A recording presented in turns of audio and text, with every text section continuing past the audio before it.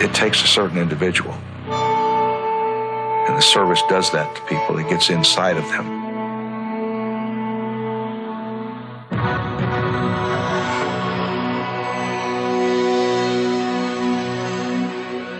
We've always expanded through the years. We've expanded both on the protective side and on the investigative side.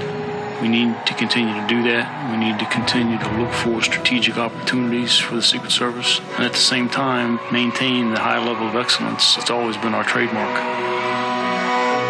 Our mission requires us to rely very much on one another.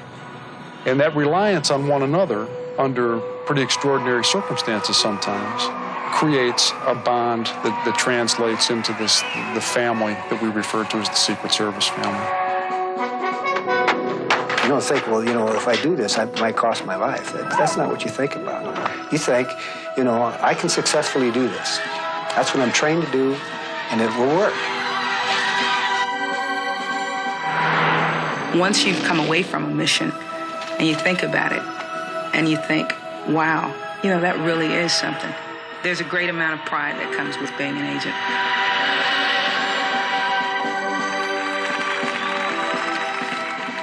We are really there to ensure the American way of life, to make sure that the continuity of government is maintained, and that our president does not have to be in fear of making any decision, nor are we in fear that we'll lose him.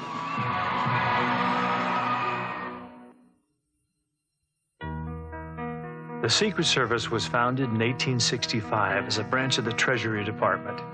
Its initial mandate was not to protect the president, but to protect the nation from the dangers of a money supply that was almost one-third counterfeit.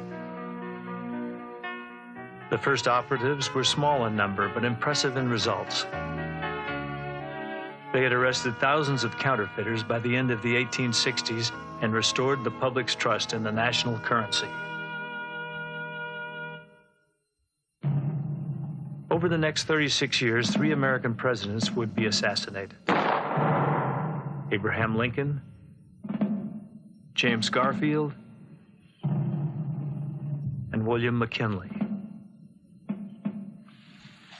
After President McKinley's death in 1901, the Secret Service was given a new mission: protecting the president. From that time to the present, the Secret Service's dual missions of protection and investigation have served to complement each other. The skills and attributes of those charged with such responsibilities are the same: integrity, attention to detail, discipline, and commitment. Both missions have grown in response to new challenges.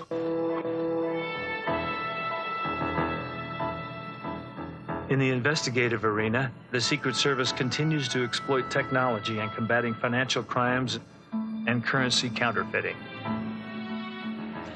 Ensuring a safe environment for each of its protectees requires that the agency continue to integrate a variety of technologies into the protective scheme.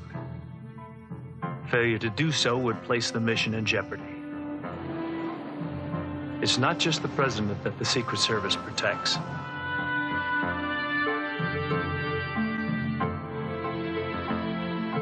As the number of protectees grows, so do the innovative methods to ensure safety and proximity.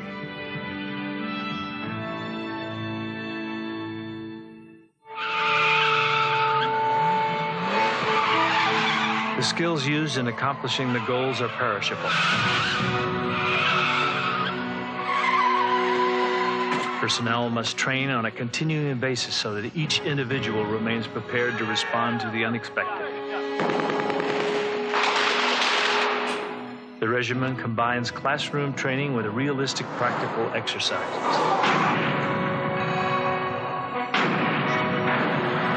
The design is intended to be both instructive and intense. Hi, Mr. President. Hi. While there's a continuing emphasis on prevention and deterrence, the Secret Service is well prepared to respond to an incident, whether it involves a threat against a protectee or a financial crime.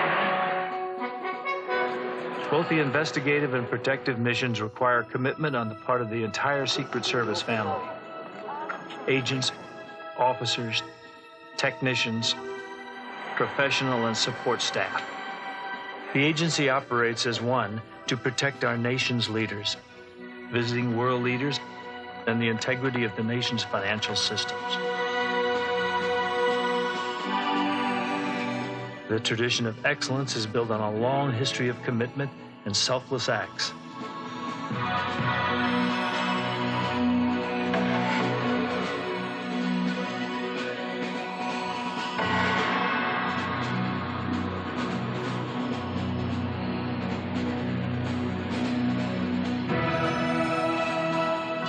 Each generation that follows must continue to uphold those standards so that the United States Secret Service remains worthy of trust and confidence.